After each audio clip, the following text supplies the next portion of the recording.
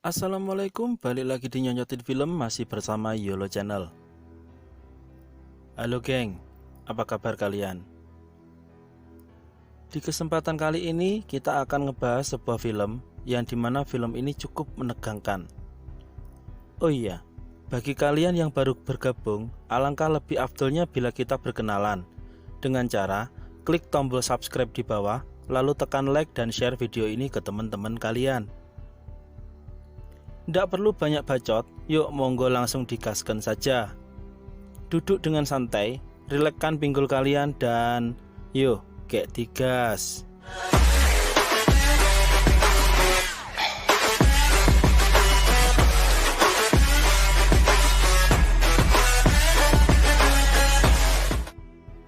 Film ini berjudul Perempuan Tanah Jahanam. Dilihat dari judulnya saja sudah sangat mengerikan. Film ini diawali pada seorang gadis cantik bernama Maya yang sedang menjaga pintu tol. Dia bekerja pada shift malam. Saat waktu hampir tengah malam, ada sebuah mobil butut yang akan masuk pintu tol, di mana mobil ini sudah berulang kali masuk dan melewati pintu tol, dan hampir setiap hari mobil butut ini keluar masuk tol. Saat sedang membayar karcis, orang tersebut terus melihat ke arah Maya dengan muka seram. Dan kali ini dia berhenti dan mendatangi Maya. Lantas dia menanyakan apakah Maya ini bernama Rahayu. Namun Maya menyangkal. Dia mengatakan kalau dia ini Maya. Pria tersebut lalu pergi. Tapi ternyata dia malah mengambil sebilah parang panjang dan balik lagi mendatangi Maya. Maya segera keluar dari pos dan lari. Namun pria tersebut berhasil menjatuhkan Maya. Dan saat akan membunuh Maya, petugas datang dan langsung menembak pria tersebut. Beberapa waktu setelah kejadian tersebut, kini Maya sudah tak bekerja lagi sebagai petugas pintu tol. Dia membangun bisnis kecil-kecilan sebagai penyuplai pakaian di sebuah pasar bersama Dini sahabatnya. Karena memang pasar yang ditempati mereka kurang ramai, mereka pun sempat frustasi. Saat sedang berada di toilet, Maya memperlihatkan sebuah foto satu keluarga, dan di belakang foto tersebut bertuliskan Kidono Wongso, Nyai Sinta, dan Rahayu yang berumur 5 tahun. Maya pun mendapat ide, yaitu dia berniat mencari keberadaan kampung di mana Maya dilahirkan, karena di sana dia masih mempunyai harta peninggalan dari orang tuanya. Saat sedang buang air, Maya melihat ke bekas sayatan pria misterius yang menyerangnya di tol beberapa waktu lalu. Dia mendapati secarik kertas yang bertuliskan aksara Jawa pada bekas lukanya. Lantas Maya pun memfoto kertas tersebut. Namun, kertas tersebut malah jatuh ke kloset karena Maya dikagetkan oleh Dini yang tiba-tiba membuka pintu toilet. Singkat cerita, mereka berdua pun on the way kampung halaman Maya. Diketahui bernama Desa Harjosari, Madiraja. Karena memang cukup pelosok, perjalanan pun memakan waktu yang sangat lama. Dalam perjalanan yang saat itu kebetulan tengah malam, Maya melihat 3 sosok anak kecil melihat ke arahnya dari luar bus. Tiba-tiba bapak yang duduk di belakangnya berbisik dan mengatakan bahwa memang daerah ini sedikit menyeramkan. Setelah itu Maya pun mengasih lihat gambar secarik kertas yang bertuliskan aksara Jawa yang sempat difoto sebelum akhirnya jatuh ke kloset. Bapak ini menjelaskan bahwa ini adalah tulisan Jawa kuno. Tulisan ini adalah penangkal gangguan roh halus dan setan. Tapi tulisan ini dibuat oleh orang yang sangat jahat. Sempat ngerasa aneh, namun hal tersebut tak digubris oleh Maya. Akhirnya mereka pun sampai di terminal dan segera mencari ojek online. Namun yang mereka dapati hanya kereta kuda dan mereka langsung gas ke Desa Harjosari. Dalam perjalanan, Maya dan Dini berbincang dengan kusir dan menanyakan tentang desa tersebut. Namun Pak Kusir tak begitu mengetahui banyak tentang Desa Harjosari. Dia hanya mengenal sosok kadesnya yang bernama Ki Saptadi. Karena beliau pun merupakan dalang terkenal di daerah ini.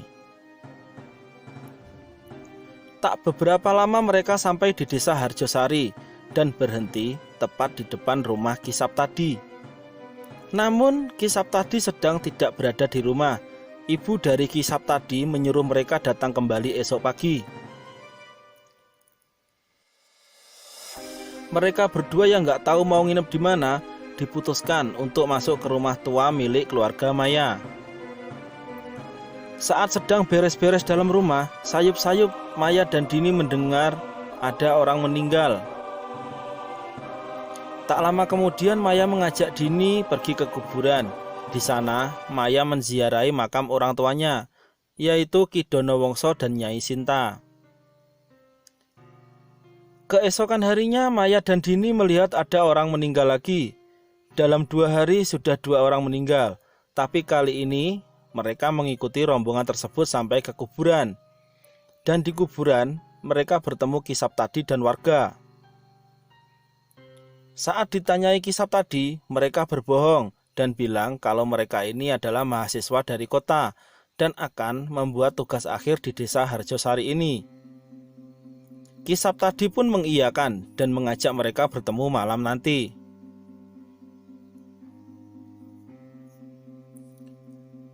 Sepulang dari kuburan, Dini langsung balik ke rumah.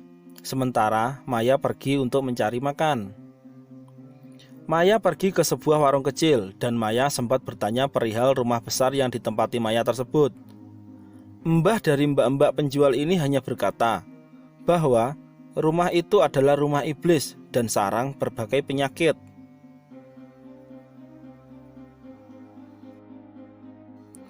Sementara itu selesai mandi, Dini mendapat tamu 2 orang laki-laki.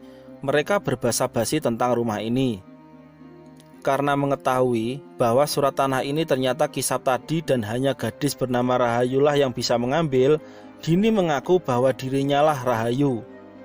Dia mengaku sebagai Rahayu karena dia takut terjadi apa-apa pada Maya. Dini pun diajak oleh 2 orang tersebut pergi ke rumah Ki Saptadi. Namun di tengah jalan Dini malah dipukul hingga pingsan. Sementara itu sepulang dari mencari makan, Maya mendapati Dini sudah nggak ada di rumah. Terbangun dari pingsannya, Dini sudah dalam posisi tergantung dengan posisi kepala di bawah. Ki Saptadi pun juga ada di sana, lalu disusul oleh Nyi Misni, ibu Ki Saptadi. Dan tanpa banyak bacot, Nyi Misni langsung mengoyak leher Dini dengan sebilah pisau, dan Dini pun tewas di tempat kejadian. Karena kebingungan, Maya pun mencoba bertanya pada Ki Saptadi, namun nihil, dia pun tidak mendapatkan jawaban, dan Maya pun segera pergi. Sementara itu, di belakang rumah, Nyi Misni nampak akan menjemur sesuatu, yang dimana itu adalah kulit dari Dini, dan akan dijadikan wayang kulit. Malam pun tiba. Di rumah Ki Saptadi diadakan pagelaran wayang, yang dimana ada wayang baru khusus untuk pagelaran malam ini. Dan inilah kulit Dini. Saat sedang di dalam rumah, tiba-tiba Maya melihat anak kecil, dan anak kecil tersebut bilang bahwa ada yang mau melahirkan. Maya langsung ngikuti kemana anak itu pergi, dan di salah satu rumah penduduk Maya melihat seorang perempuan yang melahirkan, dan anaknya lahir tanpa memiliki kulit. Tanpa basa-basi, Ki Saptadi langsung menenggelamkan bocah malang tersebut ke dalam ember berisi air. Seketika Maya syok melihat semua ini. Berniat akan pergi, Maya malah menginjak sebuah kayu, hingga membuat orang yang berada di dalam semua terkejut. Untungnya Maya ditolong oleh Ratih. Ratih adalah mbak-mbak penjual nasi tadi, dan Maya pun diajak ke rumahnya. Di sini Ratih menceritakan asal-muasal semua kejadian aneh di desa ini. Ratih menceritakan bahwa semua bayi yang lahir di desa ini terlahir tanpa kulit.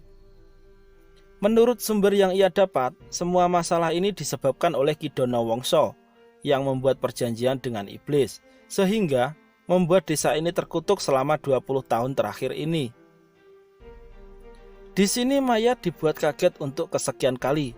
Dia melihat sebuah foto di rumah Ratih, dan di dalam foto ini adalah orang yang akan membunuh Maya beberapa waktu lalu. Ternyata dia adalah suami Ratih, dan saat ini Ratih sedang mengandung anak dari pria tersebut. Mengetahui mereka salah sasaran, para warga sekarang berkumpul dan mereka menyadari bahwa yang dibunuh Ki Saptadi tadi sore bukan Rahayu. Mereka segera menyisir seluruh desa untuk mencari Maya. Tak lama berselang warga pun datang mengetuk rumah Ratih dan mereka mencari Maya. Ratih berhasil mengelabui mereka dan menyuruh mereka pergi. Beberapa saat kemudian, Maya juga pergi dari rumah Ratih, diantar oleh Ratih. Singkat cerita, Maya berhasil keluar dari desa Harjosari. Dia menumpang sebuah mobil, namun naas, mobil tersebut malah mengalami kecelakaan dan menabrak sebuah pohon, hingga membuat Maya terpental. Dalam keadaan setengah sadar, Maya melihat 3 anak perempuan. Salah satu dari mereka mendekat dan seperti merasuk. Maya bisa melihat kejadian masa lalu yang terjadi pada orang tua dan seluruh kejadian asal muasal dari bayi yang lahir tanpa kulit di desa ini. Sejenak kita dibuat flashback kepada 20 tahun silam, di mana Ki Donowongso adalah seorang dalang yang sangat tersohor di desa ini. Dia mencintai dan menikahi salah satu sindian yang bernama Nyai Sinta. 3 tahun berlalu mereka menikah, namun tak kunjung juga memiliki keturunan. Hingga Maya pun melihat bahwa sebenarnya dia bukanlah anak dari Ki Donowongso, melainkan anak dari Ki Saptadi. Karena Nyai Sinta berselingkuh dengan Ki Saptadi hingga membuat Nyai Sinta hamil.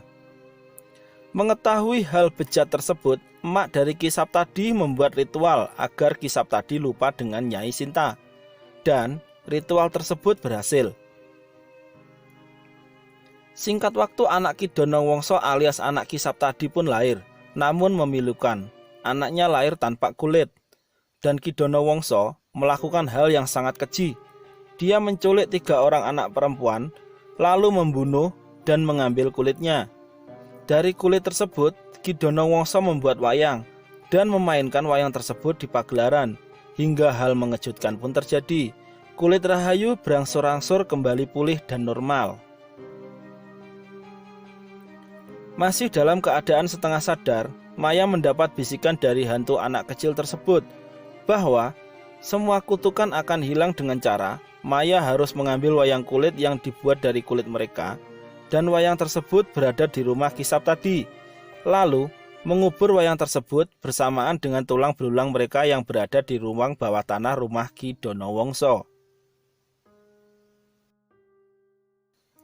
Dengan ditemani Ratih, Maya langsung melakukan apa yang seperti dibisikkan hantu kecil tadi.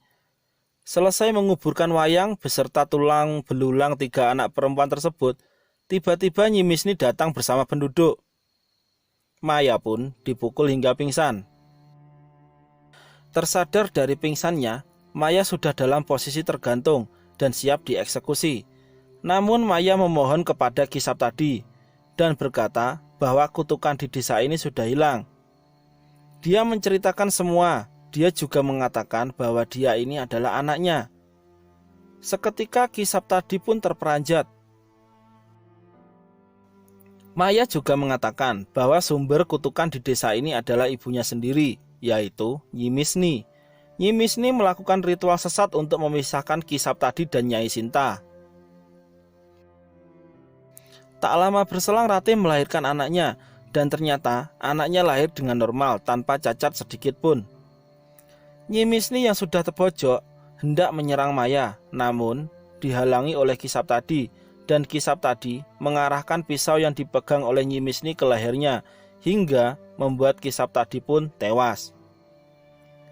Melihat anaknya tewas, Nyi Misni pun histeris dan dia pun juga ikut bunuh diri. Seketika ibu dan anak ini mampus. Ratih segera ngelepasin ikatan Maya dan menyuruh Maya segera pergi dari desa tersebut. Dan film pun selesai. Sangat menegangkan film ini. Tidak salah ya, Pak Joko Anwar adalah masternya horor Indonesia. Film ini sangat epik dengan latar yang begitu sunyi tapi menakutkan. Oke seluruh, cukup sekian pertemuan kali ini. Semoga bisa berjumpa di video-video selanjutnya. Akhirul kalam, wassalamualaikum warahmatullahi wabarakatuh.